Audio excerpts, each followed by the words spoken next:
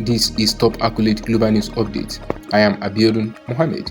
A deep-sea submersible carrying 5 people on a voyage to the century-old wreck of the Titanic was found in pieces from a catastrophic implosion that killed everyone aboard, the U.S. Coast Guard said on Thursday, ending a multinational 5-day search for the vessel. A robotic diving vehicle deployed from a Canadian ship discovered a debris field from the submersible Titan on Thursday morning on the seabed some 1,600 feet from the bow of the Titanic, 2.5 miles beneath the surface in a remote corner of the North Atlantic. U.S. Coast Guard Rear Admiral John Mulger told reporters the Titan, operated by the US-based company OceanGate Expeditions, had been missing since it lost contact with its surface support ship on Sunday morning about an hour 45 minutes into what should have been a 2-hour dive to the world's most famous shipwreck. 5 major fragments of the 22-foot Titan were located in the debris field left from its disintegration, including the vessel's tail cone and 2 sections of the pressure hull. Coast Guard officials said no mention was made of whether human remains were sighted. Even before the Coast Guard's press conference, OceanGate issued a statement saying there were no survivors among the 5 men aboard the Titan, including the company's founder and chief executive officer, Stockton Rush, who was piloting the Titan.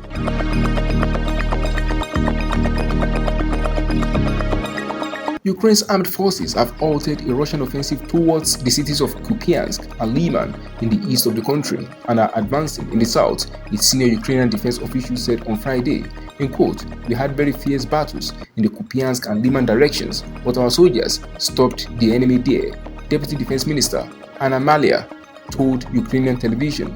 Ukraine is in the early stages of its most ambitious counterattack since Russia's full-scale invasion in February 2022 and says it has retaken 8 villages, its first substantial gains on the battlefield for 7 months. But Russia still holds swaths of territory in eastern and southern Ukraine, and Ukrainian forces have yet to push to the main defensive lines that Russia has had months to prepare. She said Russian forces still aimed to gain control of the whole of the Donetsk and Luhansk regions in eastern Ukraine. Ukraine's military operation in the south was going according to plan, and its forces were advancing even if minefields were slowing them down, she said.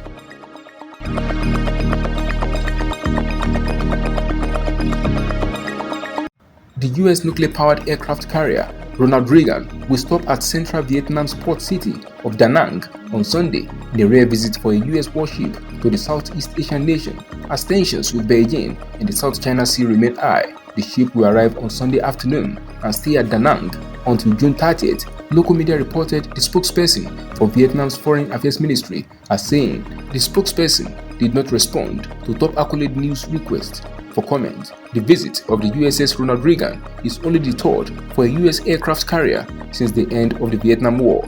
The USS Theodore Roosevelt stopped in Vietnam in 2020 to mark 25 years since the Vietnam War ended in 1975. This year, Washington is seeking to upgrade its former ties with Vietnam amid annoys frequent disputes with Beijing over boundaries in the South China Sea. China claims the waters almost in their entirety, including the exclusive economic zones of Vietnam and other countries in the region. US carriers frequently cross the energy-rich sea, which contains crucial routes for global trade. The warships are often shadowed by the Chinese vessels.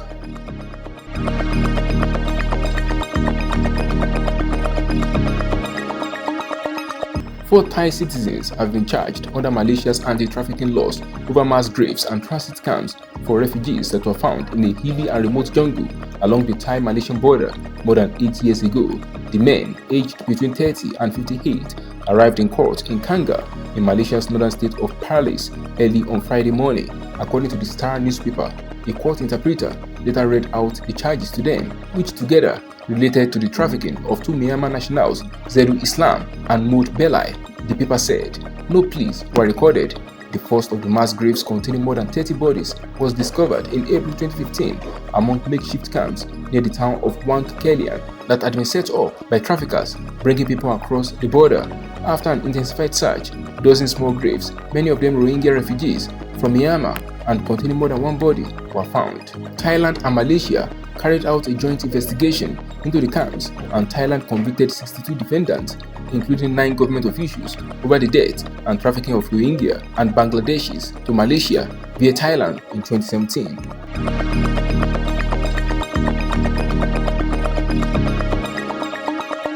Jeffrey Epstein's victims have formally asked a U.S. judge to preliminarily approve JP Morgan Chase's $290 million settlement to resolve claims that the largest U.S. bank turned a blind eye to the disgraced financier's sexual abuses.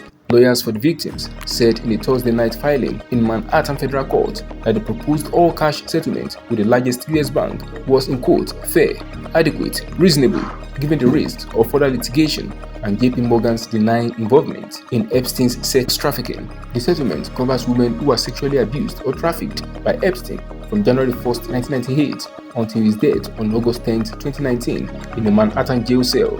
It requires approval by U.S. District Judge Jed Rakoff in Manhattan. Epstein has been a JP Morgan client from 1998 and 2013 when the bank terminated his account. Victims led by a former ballet dancer known as Jane Doe Wan said the bank missed red flags of Epstein's abuses and stayed in touch with him long after his official departure. JP Morgan said in a statement this month any association with Epstein, in quote, was a mistake and we regret it.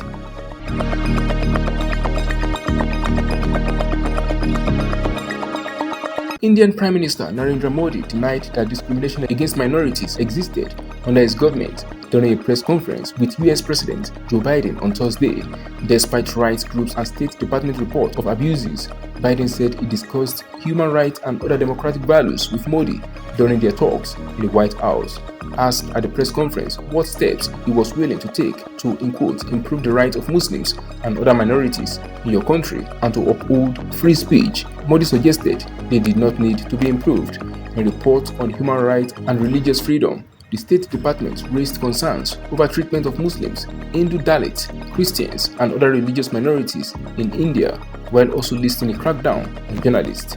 Right advocates and dozens of lawmakers from Biden's Democratic Party urged him to raise the issue publicly with Modi, whose Hindu nationalist Bharatiya Janata Party (BJP) has held power since 2014. Dozens of protesters gathered near the White House on Thursday.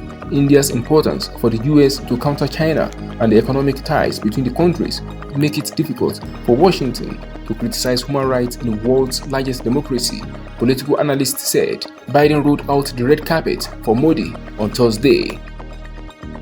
That is the size of top accurate global news updates. You can follow us on our social media platforms as displayed on your screen. Happy weekend.